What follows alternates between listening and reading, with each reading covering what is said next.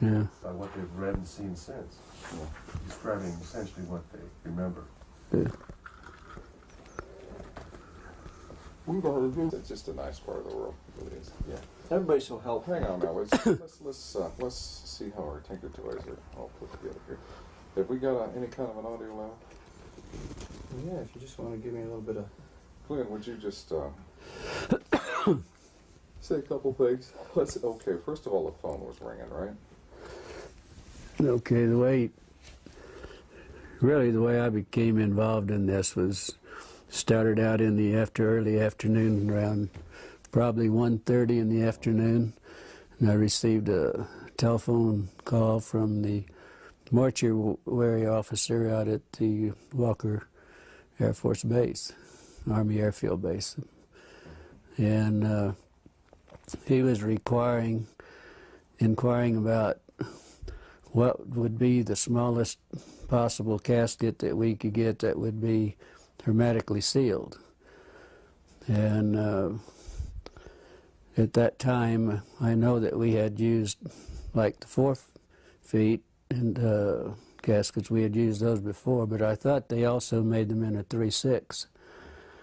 So, but he wanted to know if we had any in stock, and I said no, but if I can make a call to Amarillo, I can have them in, by 7 o'clock the next morning on a truck. So he said, I'll get back to you. And that was the first contact that I had with the base. And then what? Then he called back, probably 45 minutes or so later. And he said, I need to ask you some more questions. He said, in case something like this should happen, he said, we need to know what the preparation, what your preparations are for the bodies that had been laying out in the elements, And he said, we need to know also what if your treatments of the bodies are the remains, what could you do to them, and if your treatments, would it change any of the chemical breakdown of the tissues, the blood? Would it make a difference? And I said, I thought probably it would. And I said, of course, he knew exactly how we would treat those bodies because we have an outline from them and what we really have to do. I think he already at that point knew exactly what we would have to do. Did he disclose to you what he had? No. I told him, I said, if you have a problem, if you want, if you have something you don't really know what to do about it, let me come out, and I'll, try to help you do whatever you want to do. And you said? And he said,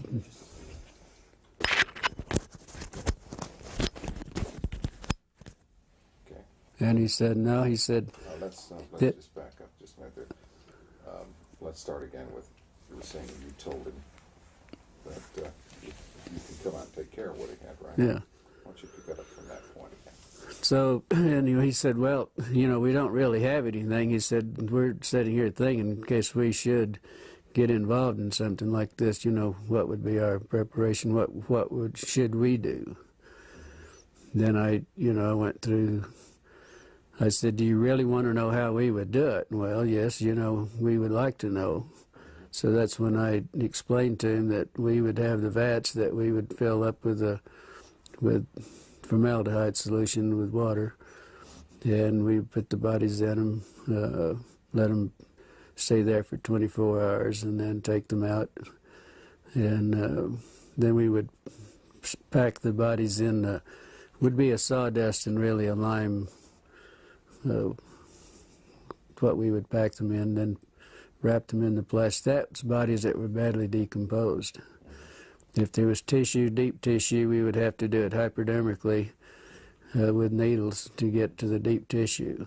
Then we would have to aspirate the cavities if the cavities hadn't already ruptured, and then put some cavity fluid in those. I said that's, kind of normal procedure. Now, at one point, you finally offered to take care of it for them. Well, I offered 2-3 times, yeah. Can you review what that conversation at that point? You mean when I offered to take care of them? Yeah. he said, well, we don't really, right at this time, we don't really need your assistance, but he said, in case something like this should happen, then he said we would be prepared and we would know what to do. Then we got back onto the subject of maybe not damaging any of the chemicals, compounds or anything with the bodies, or tissues, whatever, because and they wanted, how would you pick bodies up like that, and what would you do not to contaminate any of it? Didn't this begin to seem a little strange to you at that point? Well, I thought maybe what happened, they might have had a VIP or, some officer and something that happened. They didn't want, wanted to keep it quiet, and they probably wanted to do it themselves, not be involved with the civilian businesses or anything. So, after these conversations, you were curious, and you went on out to the base, as I understand it. Can you review that? Well, I didn't go out to the base. Yeah, I was curious, but I didn't go out to the base, and probably a couple hours later, then I'd got an emergency call. There was an airman that was injured in an accident, and I took the airman to the base. He rode in the ambulance with me, and I took him out to the emergency room, and that's the way I became really involved out the base. I didn't go out just because I was curious. Give me the sequence from the time you picked up the airman and just describe to me. Well, when I got the call, I left the funeral home, and the ambulance went to the scene of the accident, picked the airman up. I did not place him on a stretcher because he had a head injury in the nose. I think his nose was fractured. So I did some minor first aid, and then he sat in the front seat with me all the way to the base. When we got to the base, then he walked into the emergency room. I didn't have to take him in. They didn't bring out a gurney or anything. He just walked in on his own. Then I never did see him after that. Then I had this friend that I wanted to talk to and see. This is a lieutenant nurse that I knew quite well, that had only been there approximately, only been commissioned and been out to sign. This was her first assignment out to the air base, and I wanted to talk to her. And so I was going down the hall, and first thing, the lieutenant that I wanted to see was coming out of one room, going across the hall to the other, and she noticed it was me. She said, "How did you get in here, and what are you doing in here?" And she said, "You better get out in a hurry." She said, "You're going to get in a lot of trouble." She said, "Would you please leave and get out of here in a hurry?" And then I turned around, and she went on into the other room. Then in about the time I turned around, there was another officer said, "Hey, wait a minute." And I said, "Looks like you had a crash." He said, "I see there's some, in the ambulances out there, I see a lot of wreckage." And I said, "Where was the crash?" And he said, "There wasn't any crash." And he said, "Just wait a minute." And then he said, "Wait a minute." And I, stood there for a minute. And he turned around, and evidently he must have waited for somebody else to come out, because there was another officer coming out. He said, "This man says there was a crash out at the base." He said he wanted to know he was inquiring about our crash. And this was when I encountered, he was a red-headed officer, and very nasty, very rough. He said, "You did not see any crash. There was not any crash." And he said, "You get the hell out of here, and you didn't see anything, and you don't talk to anybody." He said, "You're going to get in a hell of a lot of trouble." And I said, "Look, I'm a civilian. There isn't a damn thing you can do to me about it." He said, "No, but somebody might be picking your bones out of the sand." That's when he made the remark there. Then there was a black sergeant that was standing beside him, and he said, "Yeah, but he would make better dog food for our dogs." Of course, I didn't understand that, but my father happened to be an old trapper and for a hobby and everything. And I said, "My father uses guys like you for bait in these coyote traps." And then there was two MPs that joined me right on, took me outside, and each holding me by my elbows, and they escorted me out back to the ambulance and followed me all the way back to the funeral home. Now, as you were entering the hospital, you saw something in 3 trucks. Yeah, because usually where I parked, there was 3 field ambulances parked in the area where I usually park when we back up to the ramps. So I just pulled up to the side in front of those and parked out in the front, and the airman and I got out and walked in.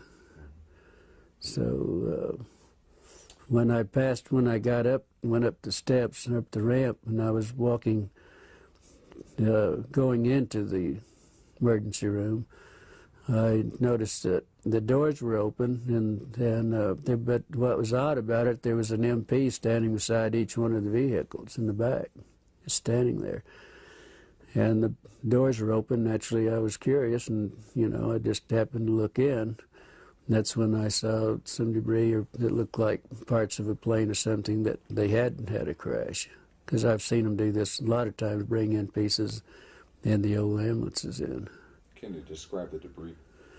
Yeah, I noticed in 2 of the ambulances there was some debris that was probably 2.5 to 3 feet, long and probably high, that was propped up on the side of the ambulance there. They were kind of in the shape of maybe like a half a canoe. They were like the front part of a canoe. And, it looked like it might be aluminum, but it looked more like the metal looked more like stainless steel that had been heated. It was blue, kind of a bluish tint to it. What was odd about it, it looked like around the curved part in the front of the canoe, there was some designs or something that kind of reminded me of maybe some Egyptian signs or whatever. And it was probably about 3 inches in high, and probably the length of what the wreckage I saw, it looked like it was the length. And the same thing was in the other ambulance too. I mean, I saw practically the same thing. The pieces that were practically the same size, and the insignias looked like whatever that might be was part of the wreckage. How did your friend feel about what she saw? Well, I didn't know really until the next day. And I called out. I kept trying to get a hold of her because naturally I was curious and I wanted to know what was going on. And so I called out the next day, and then probably around 11:30, she said, "I know you've been trying to get a hold of me, but I haven't been available." And she said, "Why don't you meet me at the officers club? If you have time, meet at the officers club, and we'll have lunch. And I want to talk to you." And the funeral home we had at that time, we had some of the businesses there had an associate membership to the officers club, and our funeral home had that membership, and also had a card to identify myself and what business that I was, associated with. So I had no problem. One time I'd go to base, all I had to do, a lot of times if it was in the evening, I'd have to stop and sign a visitor's and get a visitor's pass and then turn it in when I left. But there was no problem going out there. So I went on out and met her. Beg your pardon? Tell me about lunch. Well, we, both ordered. I'm not sure, remember what we ordered, but it was just a light lunch. But she was so upset. She looked like she was, in shock, is what she really talked like and looked like. And I said, "Well, I was just curious. The only reason I want to talk to you, I was curious on what happened." And she said, "Well, you won't believe it." And she says, "I don't believe it either." But she said, "I got in a lot of trouble on this thing. I'm not real sure about this." But she said, then she pulled out of a little purse or little pocketbook, whatever she had there. She gave me a little diagram that she had drawn some figures of some arms and face and so on. She told me that this is what was in those, that it was a crash. It wasn't an airplane, but they didn't know what it was at that time. These were bodies. Yeah, but she said we have 3 bodies. That there was 3 bodies. She said 2 of them were very mutilated. One looked like it might have walked out, or that it, might have lived a little while. And she explained they were like 4 feet tall. The two of the bodies were the you couldn't identify much because they were practically destroyed, and it looked like maybe that they might have been a predatory animal or something might have been doing some damage on the bodies too. How did she describe their head and their hands?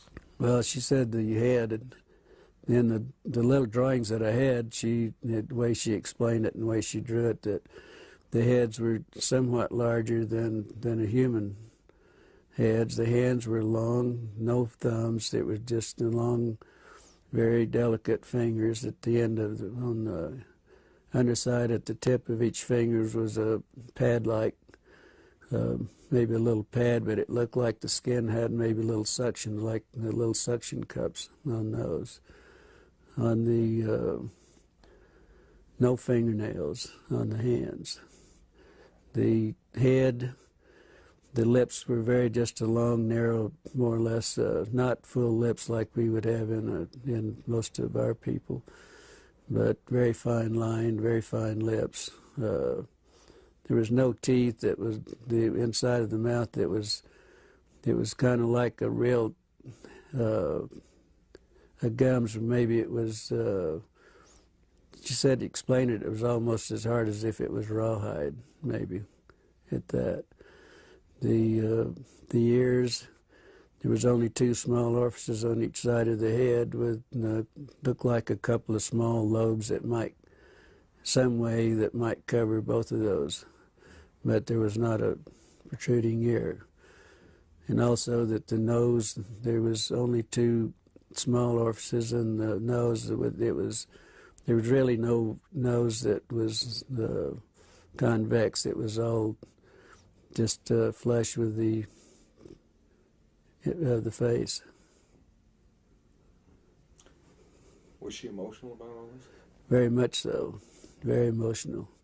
She would have to stop and drink water every once in a while, and also she never touched a meal all the time we were talking in an hour and a half that we were there. She never touched her meal. Any other demonstrations of emotion? Indications of how she was upset? Well, just, every once in a while she'd go like this, then wringing her hands, and she said it was the most I've never been so horrified in my life. I've never seen anything so gruesome in my life. I've never smelt anything that smelt worse in my life. And she told me that when I saw her, she was leaving the room to go to the bathroom because she was deathly ill and was going to throw up. Did she recognize any of the doctors by the examining the body? She told me, she said, I asked her that question, which of the doctors, and she said, I don't know that I knew them, and that was her answer. So, but she said she walked in the room and they said, hey, we need you need to help us. And that was the way she became involved in it. And then she got ill. The doctors also became very ill. They would have to do a little examination, then they'd have to leave and go sit down, and then they would come back and do a little bit more. It was that bad. After your conversation with her at lunch, can you describe what happened there?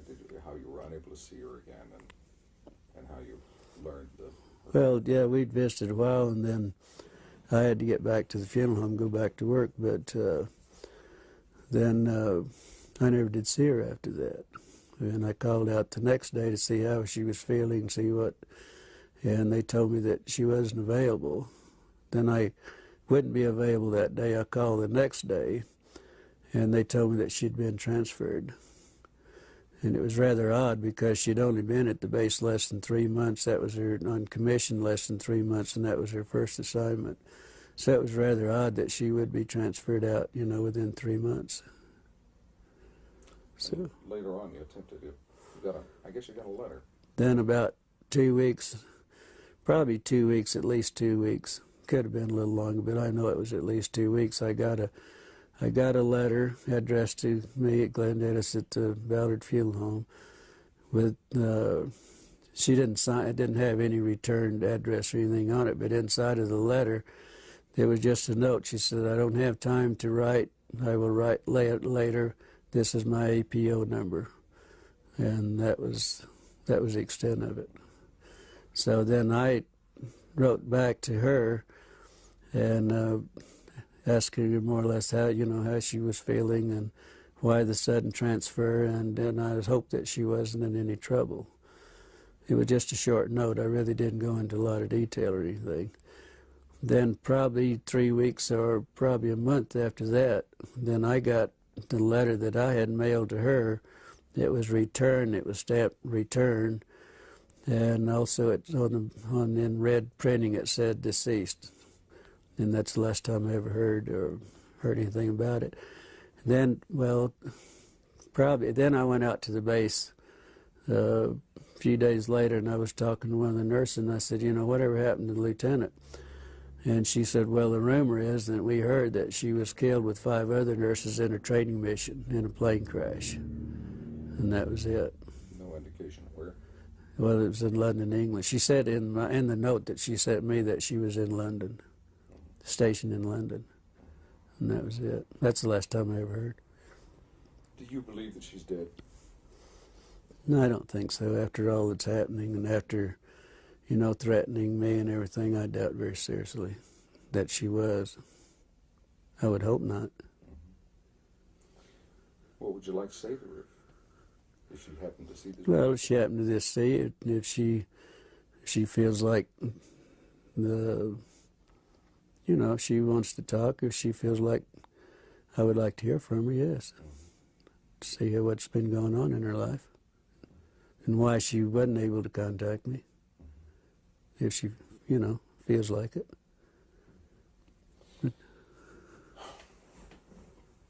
Let's stop tape for a minute. Okay. Now, the sheriff told your father you were in trouble. Okay, what happened there? Then the next day after I was there, when I had the problem with the officer and the black man, I was told my father was contacted by our sheriff, George Wilcox, which was a very close friend of my father's. They were very good friends. And he called to see if my father was home because he wanted to come out and talk to my father. And he did so, and he told my father that there was a black sergeant from the base that came to his office, was inquiring about who my parents were, my mother and my father, if I had any brothers or sisters, and all, wanting to know what my personal family, who they were and where they were. George said that he knew I had some family, but he didn't know, where they were or anything else. So anyway, he told my father that he did contact my father, and he told my father that he thought I might be in some trouble.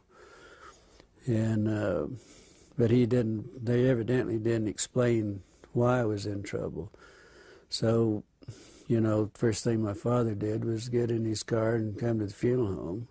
He said we had to talk because he and I were very close. We were real good friends. The best friend I ever had was my father. He said, I've got to talk. He said, if you're in trouble, he said, we've got to do something about it. And I said, I'm not in trouble. He said, well, you are. He said, George Wilcox told me that you were in a lot of trouble and that you got involved in something that you had no business getting involved in and that you could be in a lot of trouble. And I said, so I told my father the story, and he's the only man that I've ever told this story to until I talked to Stan Friedman and to you people, and that's it, period. And I did tell my father what the story was. Of course, it was, it was unbelievable for him. But then he became very upset, and he wanted to go shoot a few people and all that because they did threaten my life, and, and they, so that was the way my father heard about it, and that was the extent of my family. And he never would tell him who my brother, and I had a brother that was a fighter pilot during that time, and I had 3 sisters, and one of them was a nurse. But he would never tell him anything. And so he didn't tell the sheriff or anybody else, because the sheriff was supposed to call him back and give him the names and where they were at, and he wouldn't do it. Let's get back to your friend. Did she express an opinion as to what she thought these beings were? Did she think they came with it? Well, the only remark that she ever made was that they definitely weren't humans as we know humans, but they could be from another planet. Or the doctors were explaining this, that they couldn't be from our planet. They had to be an alien, or had to be something else, but not in our planet. She had a phrase she used to describe how they looked to her. You remember that? You were telling me? Like little black Chinamen? Well, she said that, well, of course they were, first thing she said they were black. They were just as black as they could be, but probably laying out in the elements in July in Roswell with 105 to 110 temperature every day and 80 degrees or so at night. I mean, that wouldn't be uncommon, because we picked up a lot of sheep herders of people that have been found dead that's laying in the desert, for days and bitten by rattlesnakes or whatever. And they do turn, as black as they can. And I know exactly what they were talking about, with the smell and the odor being so drastic, because this is a very unpleasant situation, And let's talk about their eyes. How did she describe their eyes? Well, she said that, of course, their eyes were set back into the skull. Oh, and it was I thought it was interesting also that she said their skulls, the doctor said their skull bone structure wasn't like ours. It wasn't actually a bone. It was probably a real heavy cartilage. It looked more or less like a newborn baby. The skull was very pliable. You could mash on the skull and it would, it would give. And so the bone structure, bones not like our bones. It was our skull and everything. What about the bones in the hands and arms? Said very fine, very delicate. The arm bones, like the radial and the ulnar and in the arm, that was so fine that he doubted if they could lift. She said they doubt if anyone at that size and the arms at that could lift 50 pounds on the earth or anywhere else. They doubted they had that strength. But she said the one that hadn't been mutilated to a great extent, it reminded him of a real small ancient Chinese person, no hair at all, and very, very delicate skin. In fact, he said the skin would look like they could almost see through it, almost transparent. Why don't you give me a paragraph on the ears and the nostrils? Well, the ears, like I think I stated to you, that the ears, there was a couple of small orifices, one on top of the other, with two little lobe flaps, one over the other. They didn't really know if they had any significance, how they worked or what. They didn't go into that. The nose was only a couple of very small orifices, holes right there, just above the lip line. But it had, there wasn't anything covering it. And it was just like two small indentations there, and that was it. Said it was very unusual. Does anyone else, Don, Phil, do you have anything that you think you're talking about the hands. The hands. Yeah. Describe the hands. The hands, well, there was one hand. There was one hand that evidently wasn't attached to the arm. And she said that where she got sick and left the room was that this doctor had the long forceps and picked the hand up and turned it over. And that's when they noticed that there wasn't any thumb. None of the bodies had any thumbs or anything. They were just long, very fine, very delicate fingers, no fingernails. But right at the tip of each finger, it looked like there was a pad. And in this pad, it looked like it might have had very small they were like little suction cups, very minute suction cups. The doctors, that's the way he explained it, that was looking at it. Let's have tapes right now. Okay. We need to get the arm as well. Okay, yes, the Which arm. goes And with that. we need to go about the arm. I'll see to that we get some dubs of other people's interviews. I just go to Kmart or wherever and buy the. I think we have the tape going now. Why don't we start with the thing? How they were Well, dressed. he talked about the hands for continuity. Well, this will all be edited anyway, but we can start wherever you like. You want to go with let's start with the arms, okay? Anytime. Oh, we don't forget the camera. Seeing if he was ready. It's not there. Yeah, It's not there. that's all right. But you were asking me to describe the arms, and this was another thing that the lieutenant brought out, that it was very the difference between theirs and ours, that from the wrist to the first joint here, that it was probably 1.5 times longer than the top part up here. It was very odd looking. It was very odd, she said. And the very small arms, very small. Bone structure? Bone structure, of course I asked her about the bones because we were talking about the wrist bones and everything, and she said it was very similar to ours, but the bones were so small that their bones probably wasn't in the arms wasn't any larger than my finger. Wow. So Okay, now give me 2 or 3 sentences on how they were dressed. If they were dressed. we never mentioned it, Is that- never talked about the dress. Did she say anything about the sex, or was she able to determine? She said she really never, she was so sick and everything that never even entered her mind. So that was it. I guess not. No way to determine the sex of the beings then. Well, it wasn't discussed with her. It probably was, but she, like she said, I was so ill and so horrified that I don't, she said, she sat up all night and she knew I was going to be real concerned, knew I was going to be on what happened, she knew that I got in trouble, probably. And she drew that, she sat up and made little notes on the back of these little prescription pads. And that's what, she had her notes made out, and that's what we discussed, particularly what she had. I was very interested in that you had kept so many records of the incident and pertaining to everything that you knew regarding the UFO crash. And you kept them in the, there at Ballard's, and then later they disappeared. Yeah. Could you give us a Well, of I was really in charge of all the military contracts. I did all the bids and everything and really took care of all the contracts myself. And that was one of my duties at the funeral home, to take care of the military.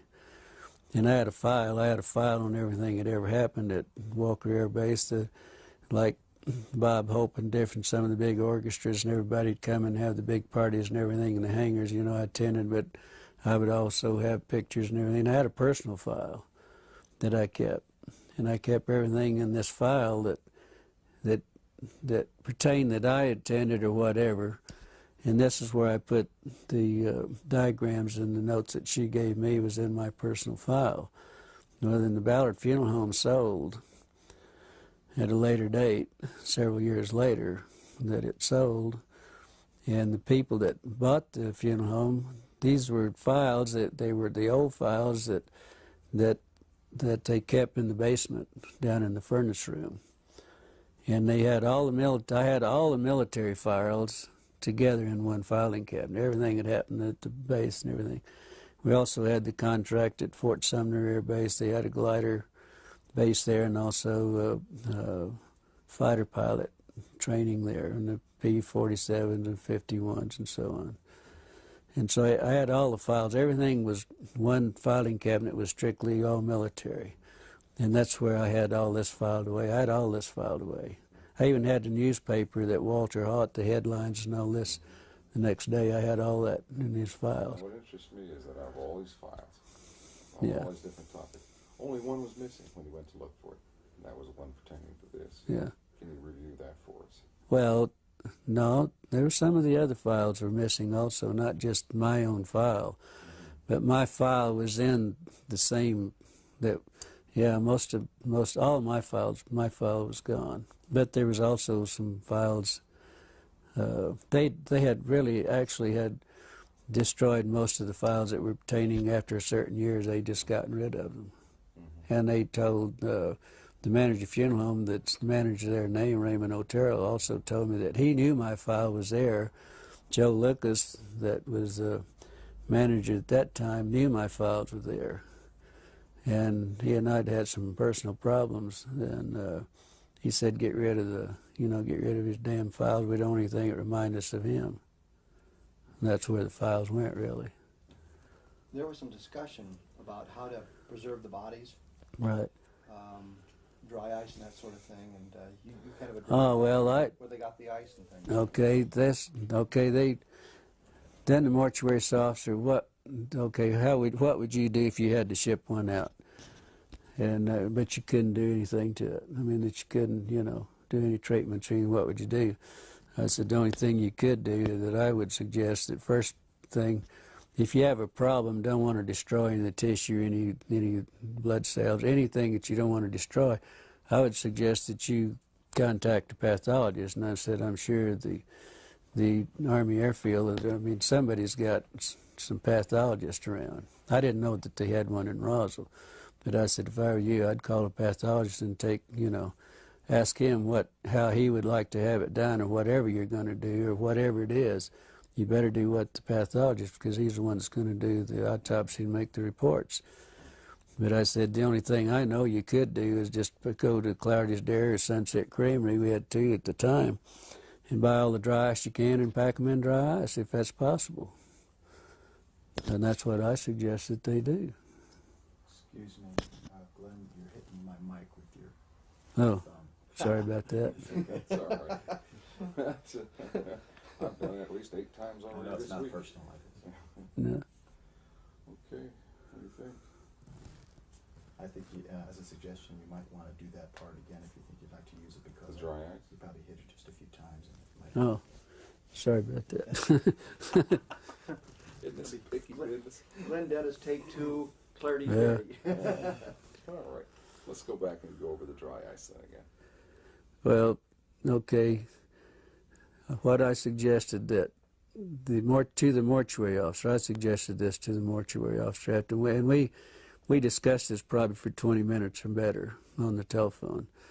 And I kept telling him, hey, if you have a problem, if you got something out there, if you need our services, we have the contract, I would be glad to come out and help you take care of it. And he said, no, this is for future. Kept always referring this was for future use in case we did have something. But then I said, well, first thing you better do, you better get a hold of a pathologist. I don't know whether you have one at the base, but I know you probably have the top pathologist, something similar to those words. And I said, that's what I do, and you better let him give you the instructions, and then you better do what he tells you to do, because he's the one that's going to do the autopsy. And if it's this sensitive, you better do what he tells you. But I said, the only other suggestion I can make, that you go to Clardy's Dairy or you go to Sunset Creamery, buy all the dry ice you can and pack whatever you have, whatever the problem is, you better pack it in dry ice and then do whatever you have to do with it, because that's the only way. They tried to put it in the morgue. Out at the morgue, they had 2 refrigerated body compartments that we used to put them in, and then we would go out and get the bodies from there. But they always brought the airmen to us, but on the dependents and everything, we went out for them. But they weren't cold enough, and it became so offensive. They were afraid they were going to upset everybody in the hospital. So they later moved them over to a hangar, and that's the last that she knew anything about them too. The lieutenant knew anything about them, but she didn't know how they moved it or anything about it. But they were taken to a hangar because the odor was so offensive they couldn't. That, like they said, it was upsetting everything. That's great. So, Fantastic. Yeah. Did she ever tell you where she thought or where she was told the bodies went from Roswell? I'm sorry. Where the bodies went from Roswell? Did you know where they were shipped out? Did you know where they went? She didn't know. You never, She never told me. She never mentioned any. never suggested them. No suggestion whatsoever. She just said that the last she heard they were in a hangar, and that's all she knows. And we never discussed anything else. I guess if that takes care of everything, would you like to watch it? Or just a portion of it, just to get an idea. You don't need to watch the whole. Sure. Yeah. Let's turn it around and watch it. And then wrapped them in the plastic. That's bodies that were badly decomposed. If there was tissue, deep tissue, we would have to do it hypodermically with needles to get to the deep tissue. Then we would have to aspirate the cavities if the cavities hadn't already ruptured, and then put some cavity fluid in those. I said that's, you know, kind of normal procedure. Now, at one point, you finally offered to take care of it for them. Well, I offered 2-3 times, yeah. Can you review what that conversation at that point? You mean when I offered to take care of them? Yeah. He said, well, we don't really, right at this time, we don't really need your assistance, but he said, in case something like this should happen, then he said we would be prepared and we would know what to do. Then we got back onto the subject of maybe not damaging any of the chemicals, compounds or anything with the bodies, or, you know, tissues, whatever, because it. And they wanted, you know, how would you pick bodies up like that, and what would you do not to contaminate any of it? Didn't this begin to seem a little strange to you at that point? Well, I thought maybe what happened, they might have had a VIP or, you know, some officer and something that happened. Maybe they didn't want, you know, wanted to keep it quiet. And Did he disclose to you what he had?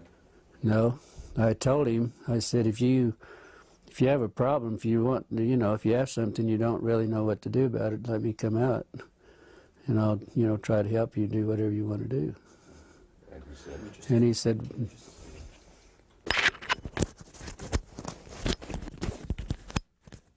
okay. and he said, no, he said, Let's just back up just a minute there. Let's start again with, you were saying you told him that you can come out and take care of what he had, right? yeah. Why don't you pick it up from that point again? So, and he said, well, you know, we don't really have anything. He said, we're sitting here thinking in case we should get involved in something like this, you know, what would be our preparation? Should we do? Then I went through, I said, do you really want to know how we would do it? Well, yes, you know, we would like to know.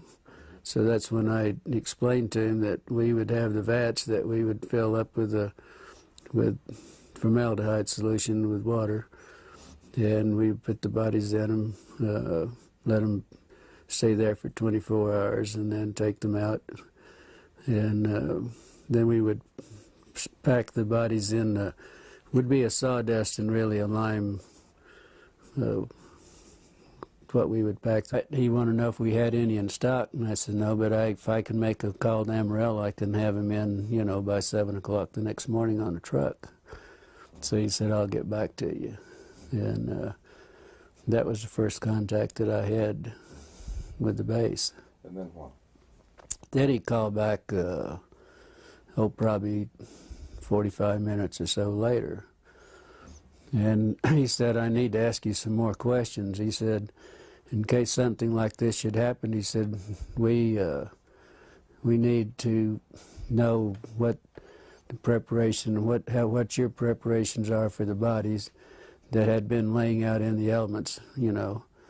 And he said, we need to know also what if your treatments of the bodies are the remains, what could you do to them, and if your treatments, would it change any of the chemical breakdown of the tissues, the blood? Would it make a difference? And I said, I thought probably it would. And I said, of course, he knew exactly how we would treat those bodies because we have an outline from them and what we really have to do. I think he already at that point knew exactly what we would have to do. Yeah. By what they've read and seen since. Yeah. Describing essentially what they remember. Yeah. It's just a nice part of the world. It really is. Yeah. Everybody's so helpful. Hang on now. Let's see how our Tinker Toys are all put together here. Have we got any kind of an audio level? Yeah, if you just want to give me a little bit of... Clint, would you just Say a couple things. Okay, first of all, the phone was ringing, right? Okay, the way I became involved in this was started out in the early afternoon, around probably 1:30 in the afternoon, and I received a telephone call from the mortuary officer out at the Walker Air Force Base, Army Airfield Base, and he was inquiring about what would be the smallest possible casket that we could get that would be hermetically sealed. And at that time, I know that we had used like the 4 feet and caskets. We had used those before, but I thought they also made them in a 3/6. So, but I probably want to do it themselves, not be involved with the civilian businesses or anything. So, after these conversations, you were curious, and you went on out to the base, as I understand it. Can you review that? Well, I didn't go out to the base. Yeah, I was curious, but I didn't go out to the base, and probably a couple hours later, then I'd got an emergency call. There was an airman that was injured in an accident, and I took the airman to the base. He rode in the ambulance with me, and I took him out to the emergency room, and that's the way I became really involved out at the base. I didn't go out just because I was curious. Give me the sequence from the time you picked up the airman and just describe to me. Well, when I got the call, I left the funeral home, and the ambulance went to the scene of the accident, picked the airman up. I did not place him on a stretcher because he had a head injury in the nose. I think his nose was fractured. So I did some minor first aid, and then he sat in the front seat with me all the way to the base. When we got to the base, then he walked into the emergency room. I didn't have to take him in. They didn't bring out a gurney or anything. He just walked in on his own. Then I never did see him after that.